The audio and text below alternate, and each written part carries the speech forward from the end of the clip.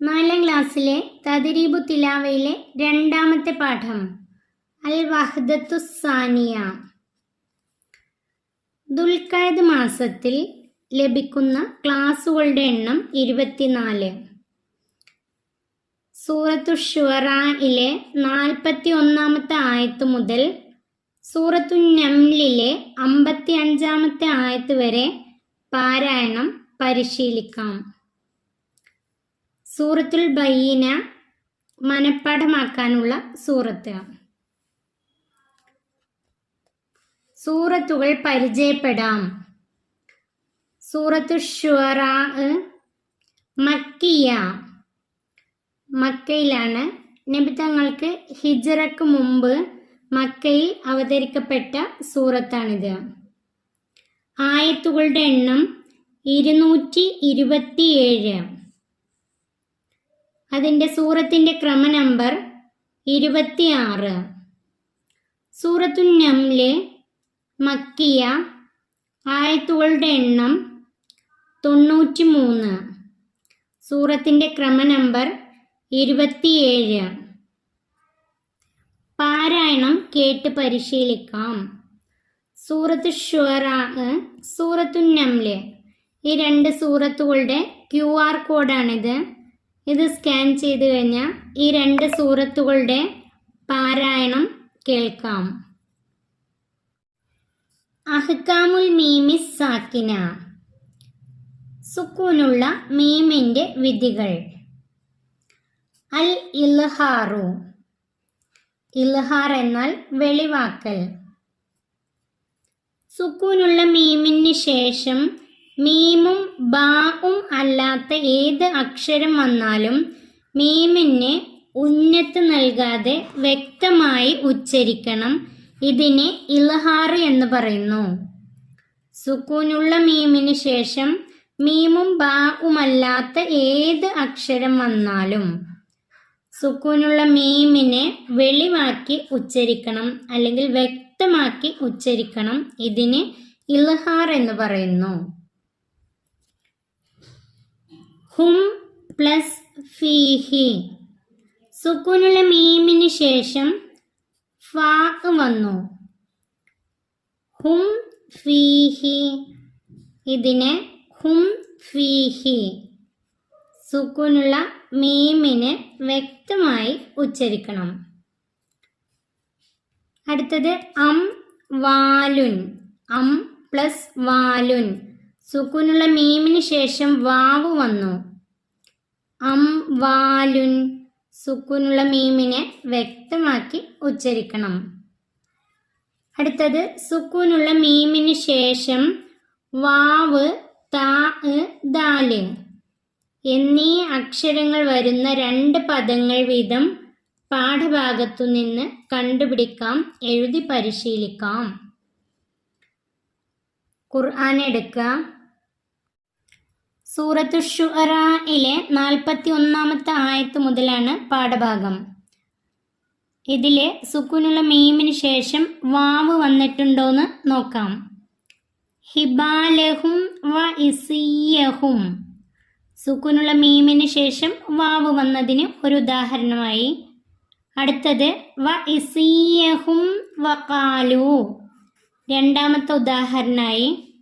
അതുപോലെ ഇങ്ങനെ തെരഞ്ഞു നോക്കാം.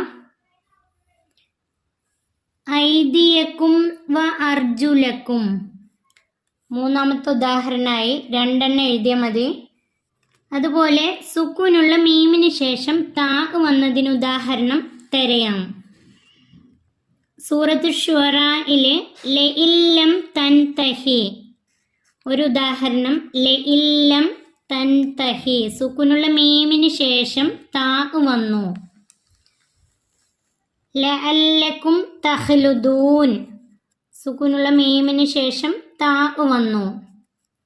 മൂന്നാമത്തെ ഉദാഹരണം അംലം തകുൻ, സുക്കൂനുള്ള മീമിന് ശേഷം താ വന്നു. ഇനി കണ്ടുപിടിക്കാനുള്ളത് സുക്കൂനുള്ള മീമിന് ശേഷം ദാല് വന്നതിന് ഉദാഹരണമാണ്. സുക്കൂനുള്ള മീമിന് ശേഷം ദാല് വന്നതിനുള്ള ഉദാഹരണം പാഠഭാഗത്ത് തെരഞ്ഞു, കണ്ടിട്ടില്ല. നിങ്ങൾക്ക് കണ്ടുപിടിക്കുകയാണെങ്കിൽ അവിടെ എഴുതാം. അടുത്തത് പദങ്ങൾ എഴുതി പരിശീലിക്കാം. ഖാല നഅം വ ഇന്നകും ലഇല്ലം തൻതഹി ഫഹും ലാ യശ്ഉറൂൻ അഖൂഹും സ്വാലിഹുൻ വ അക്സറുഹും കാസിബൂൻ. ഈ പദങ്ങൾ ഇവിടെ തന്ന ഈ ലൈനിൽ എഴുതാം. ഇതുപോലെ നോക്കി എഴുതാം. അടുത്തത് ഖുർആനിൽ നിന്ന് കണ്ടെത്താം. ലഉഖത്തിഅന്ന ഐദിയകും വഅർജുലകും അം ലം തകുൻ മിനൽ വാഇലീൻ ഇന്നി ലകും റസൂലുൻ അമീൻ ഇമ്മത്തഅനാഹും സിനീൻ. 4 എണ്ണുണ്ട് ഖുർആനിൽ നിന്ന് കണ്ടെത്താൻ. ഖുർആൻ എടുക്കുക. ഒന്നാമത്തെ ലഉഖത്തിഅന്ന ഐദിയകും വഅർജുലകും സൂറത്തു ശുഅറയിലെ 49-ാമത്തെ ആയത്തിലാണ്. ലഉഖത്തിഅന്ന ഐദിയകും വഅർജുലകും സൂറത്തു ശുഅറയിലെ 49-ാമത്തെ ആയത്ത്.